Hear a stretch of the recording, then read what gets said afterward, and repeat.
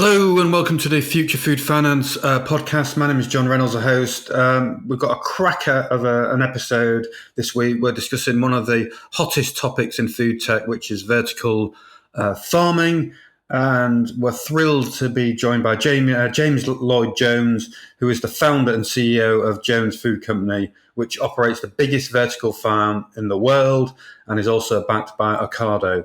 So James talks about how the industry is evolving, some of the challenges, and talks a bit about Ocado's investment in the company and also more broadly investment in the sector. So do check out, that's coming up shortly. And please remember to subscribe to the podcast on YouTube and Spotify, and also check into the Future Food Finance website each week, where there is an overview of how publicly listed companies in food tech are performing. So episode is coming up. Hello and welcome to the Future Food Finance podcast. My name is John Reynolds, the host. This week we are talking about another hot topic in food tech, and that is vertical farming. And we are thrilled to be joined by an executive who is pioneering vertical farming in the UK, and that's James Lloyd-Jones, who is the founder of the Jones Food Company, the vertical farming business backed by Ocado, the online retailer. So we're very excited to have you on, James. Thanks very much. First up, can we just get a potted history of your career today? My career in vertical farming only started really in late 2017 after working in property and renewable energy since leaving school. And my view was vertical farming could really become a major player within the agricultural or food supply chain. So I left a nice job in property back into 2017 with a view of setting up a large-scale vertical farming business, and really got going in March 2018, where we had raised a small amount of money to build the first facility up in Scunthorpe, North Lincolnshire. And we were able to build a site just over 5,000 square metres of growing space and get a large food-to-go manufacturer on board as the sort of key client to take off the product into sandwiches and the like. Fast forward only about 6 months, and we'd got the site up and running and built and working. Lots of lessons were being learned, but we were able to still put out product every day. And that enabled us to get to around June 2019, where Ocado took a controlling stake within the business. With their guidance and their knowledge on high tech sort of automation, but also process, how to just get shopping out the door, as it were, into the van to the customer. That gave us the breathing space and even more technical help to build up and run JFC1 and redesign the systems for JFC2, which has been built and launched a few months ago, growing, which is 3.5 times larger than JFC1. And then also in that time, we built an R&D site. So a bit backwards, building a big site, then an R&D site, and then a big site. But it's been a very, very fast 5 years. I look back in the mirror and think, bloody hell, I either look really old, or it's been all-encompassing to get there now. Okay, yeah, well, come on, that's fantastic, very eloquent. We'll come on to talk all about that. So, I mean, I think from what I've read, it's fair to say that you're an entrepreneur at heart, and if you hadn't founded this vertical farming business, you would have set up a company in a different field. And I guess our listeners, you talked about you feel old at heart. Just how old are you, too? I've just turned 37. You've done some good research, John, if you know that. Most people just think I do only vertical farming. But yeah, you're right. Entrepreneur, I don't like the word. I don't know why I don't like the word, but I do like creating things or building things, hard asset businesses. I think there's something quite satisfying when you make something or put a stake in the ground, as it were, and then you can say, look, I got that project to where it is and it's up and running. That could be from small wind turbines to solar farms to new properties. That's the easier stuff I used to deal with. But yeah, if I hadn't gone into vertical farming, there was ideas around art galleries or making watches or all sorts of bits and bobs that have absolutely nothing to do with vertical farming. Okay, right. Okay, so you kind of touched on the operations. So you've got two vertical farms. You mentioned you got the one in Scunthorpe, which you opened in 2018. Then you've got this new one in Gloucester, which has been touted as the world's biggest vertical farm. And you also mentioned the innovation centre in Bristol. So I guess that's quite interesting in itself that you've got these three locations: Scunthorpe, Gloucestershire, and Bristol. Can you talk a bit about the rationale and just where are you up to in terms of what you're producing at the moment from both Scunthorpe and Gloucester? Yeah, sure. So Scunthorpe was chosen because I effectively had a very small budget to deliver quite a big project.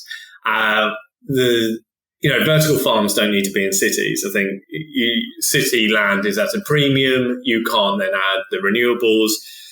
Background in renewables, I thought, right, let's put renewables on the assets, so to bring our energy usage down off the grid and stuff like that. And you can't do that in a city. So hence the sort of big industrial sizes that we worked at or do work at. And also they're on the motorway network. So Scunthorpe, you're on the M18 within half an hour, so just off the M180. So you can hit a lot of food manufacturing or customers very quickly, or you can then even be on a major motorway network to go further afield. And that's the same with the site in Gloucestershire.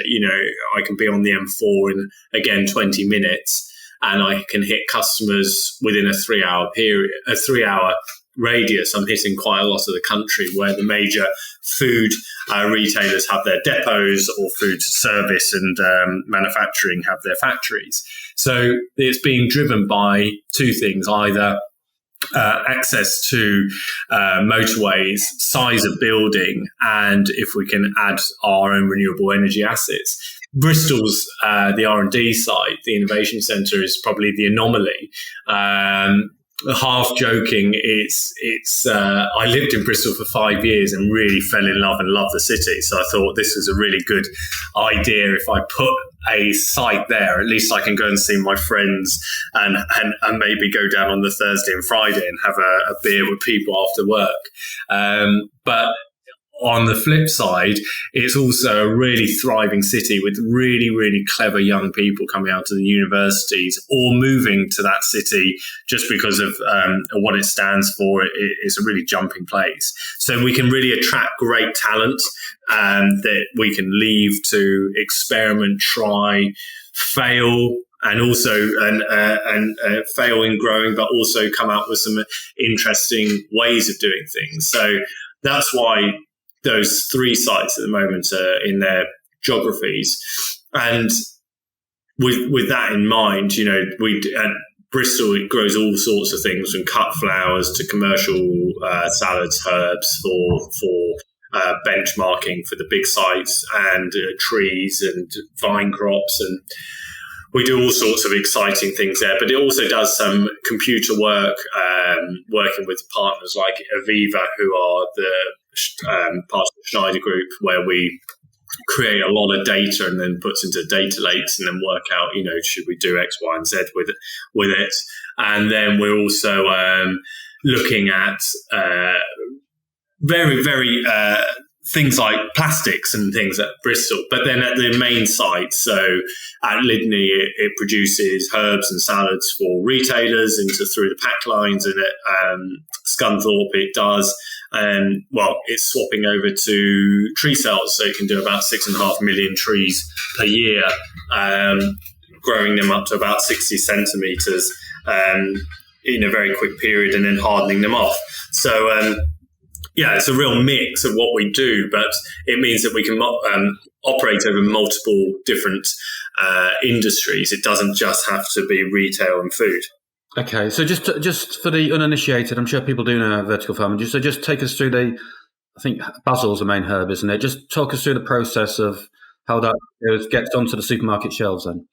Yeah, Basil was a main product coming out of Scunthorpe. It was doing about 14 tonne a month, and we were selling that to some really interesting partners who were the main packers, the aggregators for supermarkets. So simply, it would be seeded, and 19 days later, you would have a product to specification for the supermarket, which would then be shipped overnight, 7 days a week, to the various customers, who would then pack it into the retailers' packs that they represented.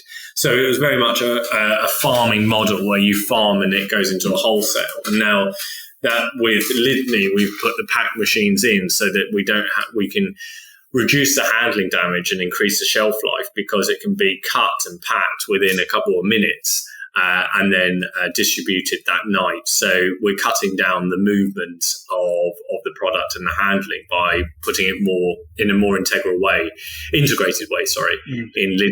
But the Basil we were doing there was into a lot of major retailers. I think at the time we were in over 3,000 stores per week with that product. But everyone always thinks, well, you just do Basil. No, we do a lot of stuff. But where we really thought with the vertical farms is a bit like a traditional farmer.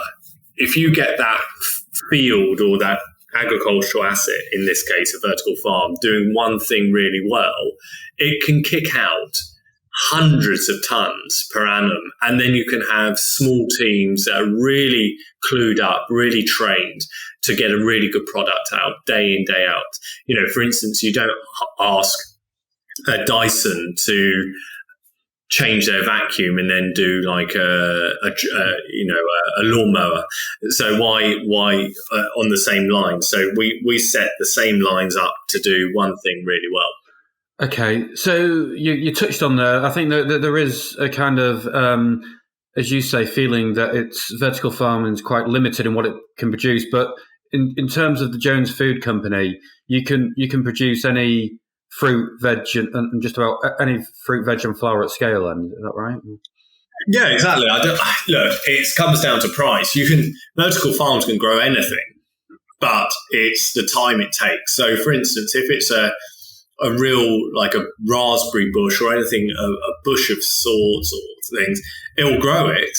But will it be commercial now to be able to manipulate, pick the fruit, put that in a pack where someone will buy it? No is the answer. But that doesn't mean we shouldn't be trying to get to there. It's a bit like the early mobile phone industry. Only a few people had mobile phones, and they were normally connected to suitcases, weren't they, carrying them around? But as more people adopted it, now we all have £1,000 phone sitting in our pocket, but that's taken 20 years. And it's the same with the vertical farms. Let's get herbs and salads. People always say are very easy, yet very few companies actually make money out of it, if any at all. So if you can crack the easy stuff and make it commercial and make the dirty word in vertical farming is profit.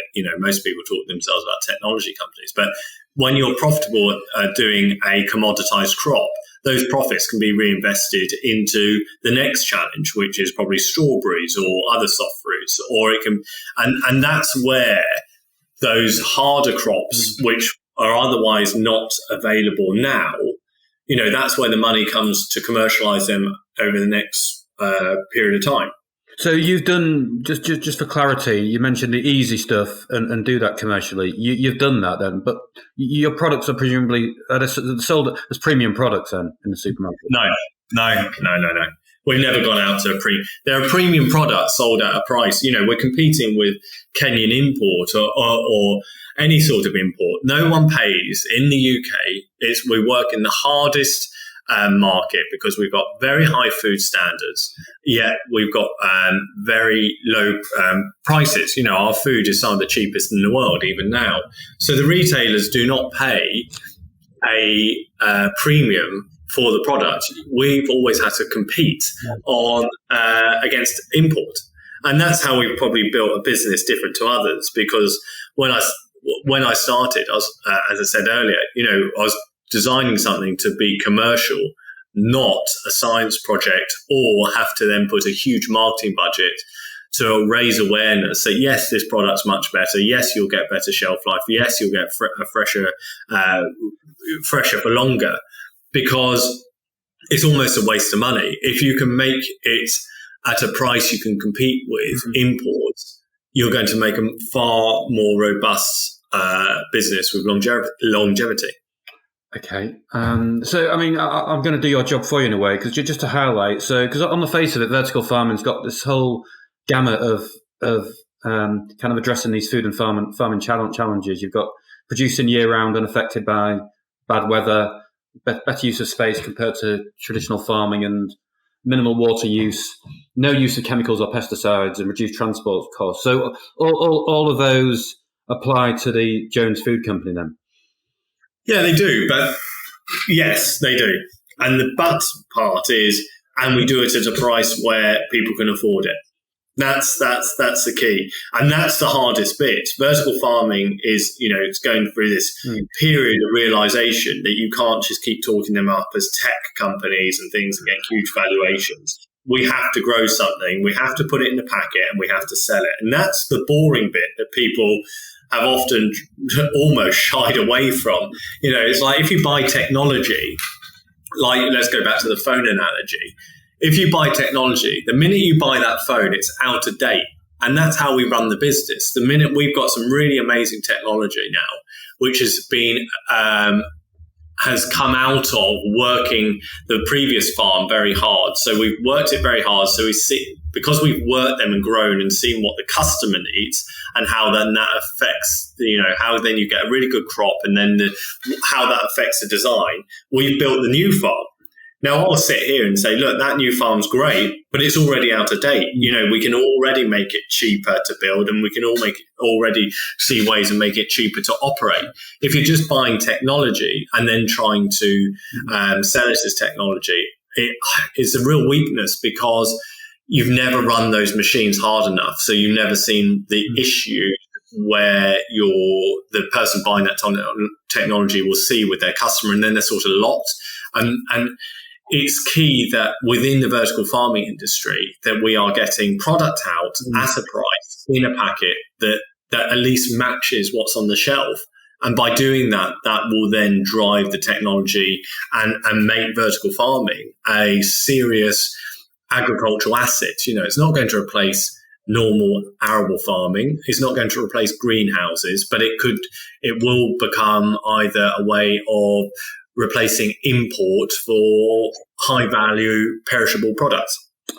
Okay, so you hinted there at this kind of reality check. We did a podcast a few weeks ago about cultivated meat, which I'm sure you're familiar with, and that's, I guess, there are parallels in a way, because that was heavily hyped, lots of VC, lots of money going into the industry, and then there's kind of been this big reality check when people have questioned whether it can be realised, whether it can be ever scaled. And you've kind of got that in vertical farming. There's been a kind of lots of people question. I mean, the principal challenge seems to be on the energy cost, doesn't it? But I mean, you're fully renewable, are you? Or yeah, but why is it a challenge on energy cost? It really isn't. Energy is one part of the cost. That's an OPEX cost. I see it as more as, how do you control? It's all about controlling costs to grow a product that you can sell profitably, isn't it? And that's what I think the realization in the market was. People forgot to do that bit first. I mean, yeah, but I mean, just on. I know you're not going to comment on individual companies, but there has been a raft, haven't there? There's examples, including Fifth Season, Agricool, and Glow Farms, and have all even gone out of business or had job cuts. And then there's another big player, Infarm, so it's leaving Europe. Is that, I mean, generally commenting on those businesses, is that down to bad management? Is it down to investor money drying up, or is it down to kind of spiraling energy costs? Luckily, I don't bother looking too much at the competitors. My feeling is it'll be a mix of things, because there's the companies you mentioned all went different ways. Some of them would have just put a lot of money into R&D or software to reinvent the wheel where there's a perfectly good piece of equipment to do it. Part of it will be where the business model's just wrong, and it cannot compete against the traditional ways of putting that bag of salad or leaf or whatever it may be on the shelf. And part of it will be cost control. Cost control in any business is key. You cannot just keep throwing money at things with a view that money will fix all the issues. You've got to maybe sit back and go, actually, we're not going to do this one or two things, and we're going to sit on our hands and ensure when we do spend money, it's going to add value. And you mentioned 4 there. I could probably mention 30 companies. And I think the last point you mentioned about money is investor money drying up. I think investors rode a wave of optimism and were being sold to all the time. This is this sort of golden bullet. But in reality, you almost need to be very patient. Farming has evolved over 1,000 years, and I didn't think that you would get a return on anything in 2 years, as some of these investors might have been told.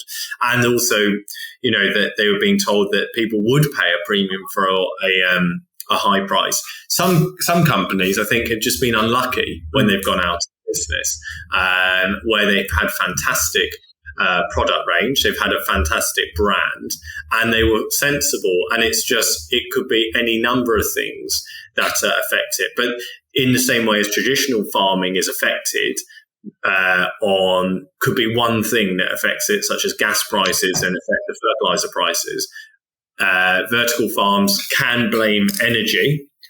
That's an easy way to say my business has failed because the energy price went up. But would you not think that you've got to understand that energy prices will go up, will go down, and to have a plan in place? And that's where I think some were caught short. Okay, but I mean, it's not good news for you, is it? Because it leads to kind of negative sentiment towards the industry, I guess. And the other thing, just you said before, you said vertical farming is never going to replace arable farming. Have your kind of expectations kind of lessened over time? Or I guess you always knew that when you started the business that it wasn't going to be, well, you thought it was transformational, but I mean, have your kind of expectations of how big it can be as you've, run the business lessened, or have they stayed the same? To be honest, John, I think I think they've become more ambitious, because the more the large sites kick out and the more you put it in the packet and the more you sell and the more, it is profitable at the farm. I see it. Actually, we need to build more farms, create more capacity, and put it out. The sentiment of the other guys going out of business I think it's mainly affecting more investors, that probably all ran in and thought this was going to be brilliant and then saw these huge valuations. So on paper, they were making money, and then the next day it's all closed up and they're selling everything on pennies on the pound. We were never exciting enough, is probably the truth, to attract those investors that sort of really hype stuff, because as I mentioned time and time on this podcast, it's about growing a really good product specification, sticking it in a bag and selling it at the same price as the incumbent. Now, they don't want to hear that. They want to hear, we're going to sell it at a premium, it's going to take market share and things. We've taken market share by just being day in, day out, providing the same specified product. Now, it affects investors, and I think it's probably changes the view of retailers who don't want any shocks in their supply chain. So now they're seeing that if they went in with a vertical farm and they were to go really hard with it and etc., and that vertical farm their investors suddenly pulled out, they would have the shock that they would need to change that supply very quickly. So that's probably the harder part for me. But investor sentiment it will change. It will change as good companies around the world probably bubble up to the surface as the market thins out. I don't actually see there being a huge amount of different vertical farms in the long term. I think you're going to see amalgamation of either technologies and people with growing knowledge, and sort of companies that will become, big in North America, big in Asia, South America, Europe, but the technologies will all evolve to a point where they'll have similarities, and that will help then attract people to run them. Because I think the real problem facing vertical farming is there's lots of enthusiastic people, but not many people. It's not an old enough industry to have standardization. And that's where standardization will come, and then you'll be able to attract more and more good people that then make these vertical farms run, really well. Okay, so one enthusiast is obviously Ocado, who have made, I think, 2 investments. And it's kind of interesting because I think when you gave an interview, it shows the power of journalism, not going back in time, when you gave an interview in the FT, and you seem to be inferring in the piece that off the back of that interview, you got, I don't know if they're directly linked, but you got investment from Ocado. But can you just talk about... You're right. Ocado's involvement and how's that? Are they, because they've made kind of a broader bet on vertical farming, and is that, are they still as bullish, still as excited as they were initially? I only can talk as I see it, and they are even more involved, really taking a very keen interest in the company, very supportive in both being able to. It's not always about money; it's about who supplies them. Maybe we should talk to supplier A over supplier B and develop a product or a piece of machinery, or they've got people with a huge depth of skills and knowledge across their company that I can ring up someone and go, look, we've got this issue, how would you do it? So I think that's probably more valuable to me than money. But they are very, very, I think they're very supportive on vertical farming and as JFC, and as they've over 22 years have really, they took something that no one was ever thinking about, and the challenge of moving food, not just general boxes and dry merchandise, but moving food and putting an online supermarket where everyone said that it was crackers. Now they are a supermarket in the UK, or have a supermarket arm in the UK, but they then put that technology to multiple supermarkets around the world. So they can see that vertical farming, it takes a little bit of investment. You need to innovate, and you need to also have your own product to show others and give others confidence that you are doing it for yourself, doing it well, so that then the others can come in and go, yes, we want that and we want to work with you. So that's where I see the other benefit of the Ocado tie-up with us. And what about the supermarkets like Sainsbury's and Tesco and Asda? Are they bullish on vertical farming too?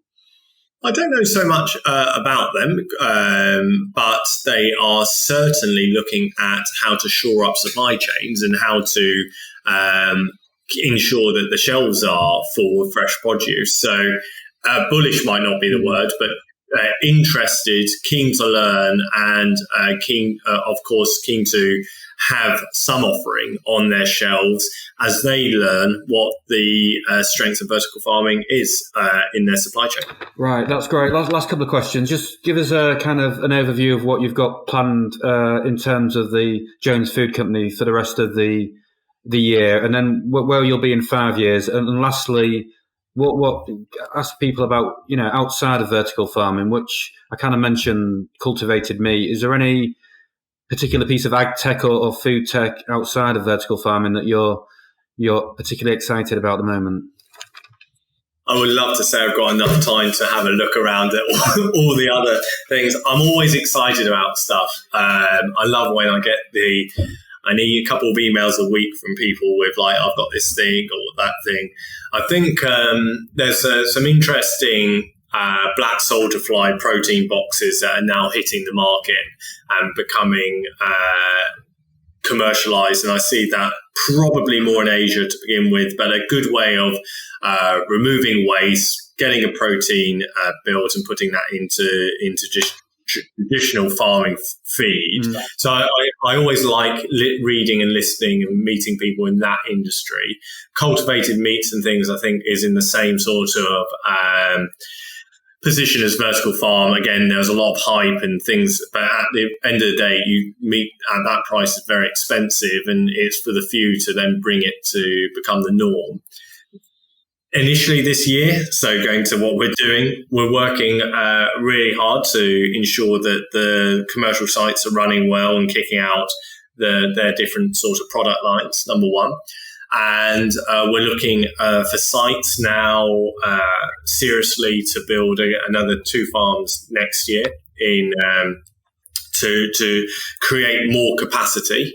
Capacity is key. So that if you ever have a problem in one farm, you can pick up the slack in the others. So that's what we're doing. And then for the next 5 years, it's the same as the previous 5 years. It's keep in business, keep growing something that people want at a price they're willing to pay, that you can make a profit out of it, and move forward like that. And as you do that, more farms follow. That's interesting. So the 2 sites, there'll be different locations to Scunthorpe and Gloucestershire then, will they? We're looking in around the same areas so that we can share personnel between the sites. They don't have to be suddenly over in Norfolk or down in Devon, but we are looking at sites that are complementary to the existing sites that we have, yeah. Right, James, you've been a very articulate, very interesting guest. So thanks very much for joining us. That's been the Future Food Finance podcast.